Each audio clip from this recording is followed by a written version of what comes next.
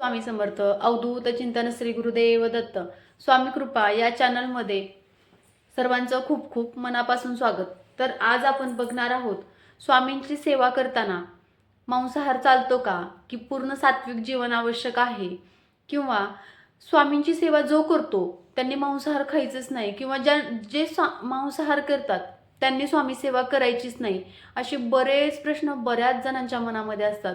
तर त्याचं आज थोडक्यात उत्तर देण्याचा मी प्रयत्न करेल. तर पहिला आपण आधी बघूया की स्वामी सेवा म्हणजे काय हो. स्वामी म्हणतात का हो तुम्ही दिवसभर जप नामस्मरण तप हे सगळं करा? अजिबात नाही. फक्त स्वामी एक सांगतात, तुझी भक्ती तुझी सेवा आणि तुझी श्रद्धा हीच माझ्यासाठी स्वामी सेवा आहे. स्वामी सेवा ही फक्त कर्मांची सेवा नसून ती एक भावनेची सेवा आहे.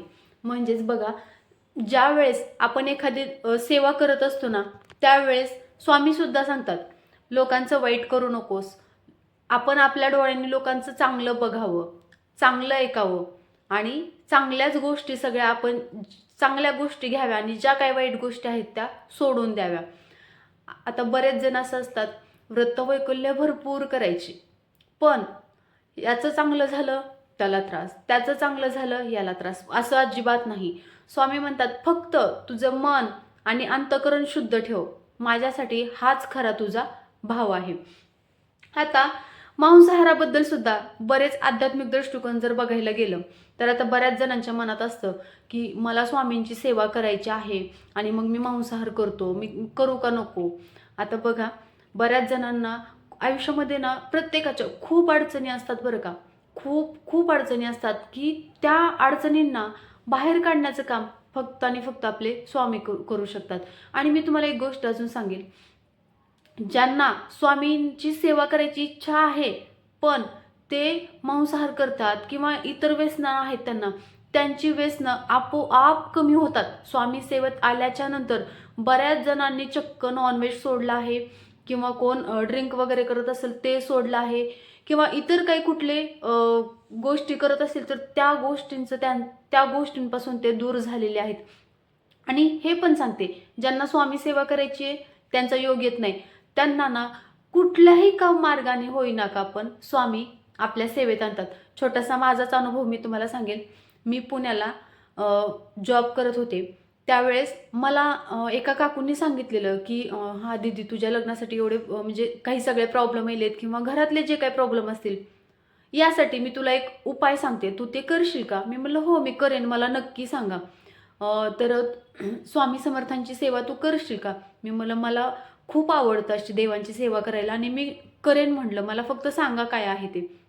मग त्या बोलल्या की तू माझ्यासोबत केंद्रात चल, मी तुला सांगते जे काय आहे ते. मग मी म्हटलं काकू मला केंद्रात यायला जमणार नाही, कारण माझा ऑफिसचा टाईम 10 ते 5 असतो आणि मग फक्त संडेला सुट्टी असते, तर संडेला त्या दिवशी मला वाटतं त्यांचं काहीतरी वर्कआउट असायचं काकूंचं, त्या दुसरीकडं त्यांचं शॉप होतं कुठंतरी. मग काकू बोलल्या की एक काम करूया, मला जेव्हा पण वेळ मिळेल तेव्हा मी तुला घेऊन जाईल. मग मी तिथं 1 वर्ष राहिले काकूंच्या बाजूलाच. पण असं कधी झालंच नाही बरं का की योगायोग आलाय आणि मी केंद्रामध्ये गेले. बघा, म्हणजे असं असतं देवांना सुद्धा, ज्या वेळेस आपल्याला सगळ्या गोष्टी पाहिजे असतात किंवा त्यांना वाटतं की बाबा हा व्यक्ती ठीक आहे, त्यावेळेसच स्वामी सुद्धा त्या व्यक्तीची परीक्षा घेतात आणि मगच ते आपल्याला सेवेत घेतात. मग योगायोग काय आलाच नाही. फक्त मला काकूंनी एवढं सांगितलं, जाऊ दे म्हटलं, तुला आपल्या दोघींचा योग काही येतच नाही, तू एक काम कर, तू ना स्वामी समर्थांचा फोटो घेऊन ये आणि फक्त कंटिन्यू दिवसभर, पण तू ज्यावेळेस कंपनीमध्ये तुझा ऑफिसचा टाईम असतो त्यावेळेस पण तू दिवसभर फक्त मनामध्ये नामस्मरण कर. ठीक आहे म्हटलं काकू, मी करेन. मी करत गेले. आपोआप माझं फेब्रुवारीच्या दरम्यान लग्न जमलं, म्हणजे 2019मध्ये. मग लग्न जमल्याच्या नंतर मग परत नंतर मला काही माहीत नव्हतं की बाबा म्हणजे माझे मिस्टर पण स्वामी सेवकच आहेत, असं मला काही माहिती नव्हतं. पण परत नंतर मला समजलं की म्हणजे थोड्याफार दिवसांनी, एक 15-20 दिवसांनी किंवा 1 महिन्यानी असं समजलं की हा बाबा की म्हणजे घरातले सगळे म्हणजे माझ्या सासूबाई असतील किंवा माझे सासरे दीर सगळे हे स्वामी सेवेकरी आहेत. आणि हे सगळेजण ऑल फॅमिली अक्कलकोटला दरवर्षी ती बघा त्रिपुरारी पौर्णिमा असते ना, त्या त्रिपुरारी पौर्णिमेला 7 दिवसांची पालखी धाराशिव ते अक्कलकोट अशी निघते. त्या पायी पालखीमध्ये हे चौघं पण चालत जायचे. हे मला नंतर समजलं. मग मी तर खूप असं चकितच झाले. म्हटलं एवढी मोठी स्वामींचं कशी लीला आहे बघा ना. मी फक्त म्हटलं होतं मला स्वामी सेवेत यायचंय, योग येत नव्हता, फक्त मनात नामस्मरण करत होते. पण झालं असं की मला घरच म्हणजे माझं जे घर सासरचं घर होतं ते पूर्ण स्वामी सेवेकरी. मग आणि ते पूर्ण 7 दिवस अक्कलकोटला पायी अक्कलकोटला चौघं पण चालत जायचे दरवर्षीप्रमाणे.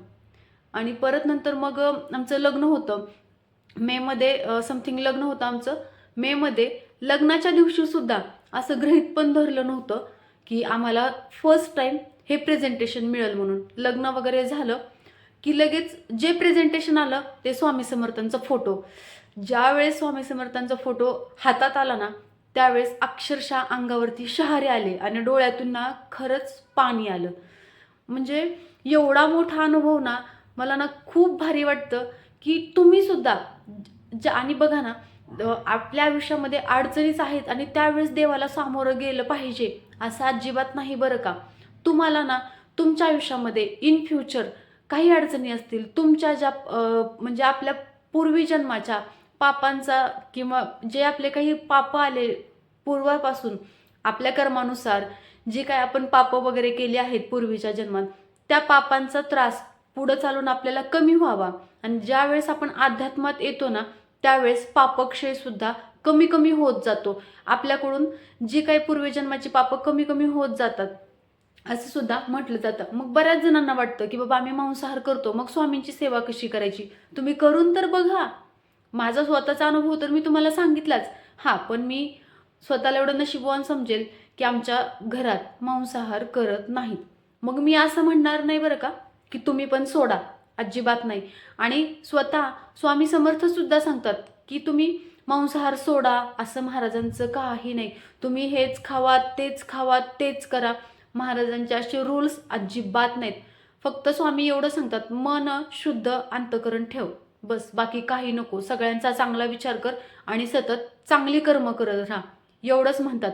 तर ज्या दिवशी ना तुम्ही मांसाहार केला आहे त्या दिवशी तुम्ही स्वामींची सेवा करूच नका. मग तुम्ही दुसऱ्या दिवशी सुशुरभूत होऊन तुम्ही करू शकतात ना, काही प्रॉब्लेम नाही.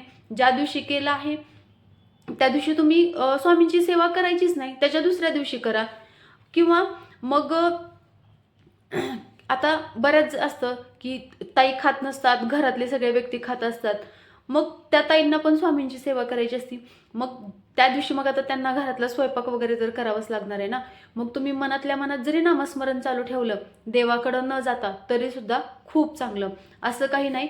आणि बघा तुम्ही सुद्धा जर स्वामींची सेवा चालू केली ना, तुमच्या घरातल्या ह्या सगळ्या ज्या गोष्टी असतात ना, मांसाहार किंवा इतर गोष्टी सगळ्या, घरात भांडणं, द्वेष, कलह, हे सगळं आपोआप कमी होत जाईल. आणि घरातल्या माणसांमध्ये सुद्धा शांतता येईल किंवा आध्यात्मिक प्रभाव त्यांच्यावरती खूप चांगला पडेल आणि त्यांच्यामध्ये सुद्धा प्रगती होईल. घरामध्ये नवीन आशेचे किरण येतील. नवीन आशेचे किरण म्हणजे व्यवसायात वाढ किंवा नोकरीला प्रमोशन, अचानक काहीतरी चांगल्या गोष्टी घडणं, ह्या सगळ्या स्वामींच्या सेवेचा फायदा आहे. सॉरी, म्हणजे हा जे आपण जे काही घरामध्ये नामस्मरण जप वगैरे तुम्ही करणार आहात, स्वामींची सेवा करणार आहात, त्याचं प्रायश्चित्त म्हणून तुम्हाला ह्या गोष्टी घरात घडताना नक्कीच दिसतील. आता स्वामी समर्थ कोणावरती जबरदस्ती किंवा नियम अटी कधीच घालत नाहीत. फक्त स्वामी म्हणतात जो मांसाहार खातो पण खोटं बोलत नाही, कोणाला त्रास देत नाही, नामस्मरण करतो, तो सुद्धा स्वामी भक्त होऊ शकतो. आणि स्वामींना अशीच लोक आवडतात. मांसाहारापेक्षा महत्त्वाचा भाग म्हणजे अहंकाराचा त्याग, नामस्मरण आणि स्वामींवरती अढळ विश्वास, अंतःकरण शुद्ध असणं, हेच महत्त्वाचं आहे. बघा स्वामी समर्थना खरंच खूप दयाळू आहेत आणि ते शिक्षा कधीच देत नाहीत. भलेही आपण कुठल्या गोष्टीची चूक केली ना, आपल्या लक्षात आणून देतील की बाबा हां इथं तू चुकतोयस बरं का, ती चूक आपल्या लक्षात आणून देतील आणि त्याचा भास आपल्याला स्वतःला होतो बरं का. ती चूक आपण आपल्यामध्ये प्रोग्रेस करायची, म्हणजे आपण आपल्यामध्ये सुधरवायची. पण ना म्हणजे आपल्याकडून एखादी चूक झाली म्हणजे मग स्वामी समर्थांची सेवाच टाळणं हे अत्यंत चुकीचं आहे बरं का. असं काही करायचं नाही. तर हे जे म्हणजे मांसाहार वगैरे असतो ना, हे एक तामसी पदार्थ म्हटलं जातं. तामसी पदार्थ किंवा आपल्या विचार क्षमता जी असते ती शांत नसते. म्हणजे बघा, आता एक विचार झाला, परत अजून एक विचार, आणि ज्या वेळेस आपण मांसाहार करत असतो त्यावेळेस आपल्या शरीरामध्ये तमोगुण वाढतात, मन अस्थिर होतं, जप ध्यान नामस्मरण याच्यामध्ये सुद्धा अडथळे होतात किंवा ती करण्याची आपली इच्छा होत नाही. आणि खरंच मांसाहार ज्या दिवशी केला ना त्या दिवशी देवाची सेवा करायचीच नाही.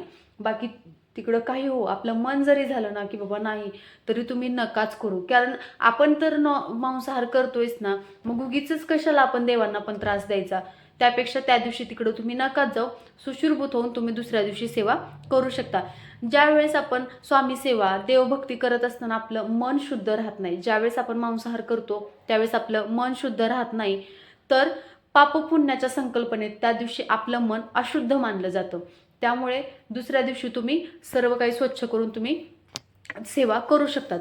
आता मांसाहार केल्यानं काय होतं तर राग, चिडचिड, अस्वस्थता वाढते, विचारांमध्ये अशांतता येते आणि आपला संयम सुद्धा कमी होतो. जसं की शारीरिक दृष्टीनं विचार करायला गेलं तर आळस वाढणं म्हणा किंवा अंगाला जडपणा वाटणं, पचनावरती ताण पडणं, सात्विक आहाराच्या तुलनेत ऊर्जा कमी मिळते. आणि ज्यावेळेस आपण मांसाहार टाळतो ना त्यावेळेस आपल्याला आपलं स्वतःचं शरीर खूप सात्विक वाटू लागतं. आणि खरंच तुम्ही हळूहळू सेवेत आलात ना, तुमच्या घरातल्या सगळ्या गोष्टी, द्वेष, राग, कलह, मांसाहार असेल किंवा इतर व्यसन असतील, आपोआप कमी होतील. आणि प्रत्येक ताईचं घर खूप छान, प्रत्येक ताईंचं दादांचं घर अध्यात्माच्या दिशेने चाललं ना, त्या प्रत्येकांमध्ये खूप ग्रोथ होईल. हीच स्वामीचरणी प्रार्थना. आणि प्रत्येकांनी स्वामी समर्थांची सेवा करावी किंवा तुम्ही इतर कुठल्याही देवाची सेवा करतायत ना, मनोभावे शुद्ध अंतकरणाने ही सेवा करावी. कारण ज्यावेळेस अध्यात्माची जोड असते ना त्यावेळेस आयुष्य खूप सुखकर होतं. याचा अनुभव मात्र खूप मोठा आहे बरं का. तुम्ही सुद्धा स्वामी सेवा करा आणि विश्वास ठेवा, आत्मविश्वासाने सगळ्या गोष्टी करा. नक्कीच तुम्हाला याचा अनुभव आल्याशिवाय राहणार नाही. आणि नक्कीच घरातला मांसाहार हे ते सगळं कमी होईल आणि प्रत्येकाचं जीवन हे यशाच्या वाटचालीवर असेल. तर व्हिडिओ आवडला असल्यास लाईक करा, शेअर करा, कमेंट करा आणि सबस्क्राईब करायला विसरू नका. श्री स्वामी समर्थ सर्वांना. काही चूक झाली असेल सांगताना त्याबद्दल माफी असावी.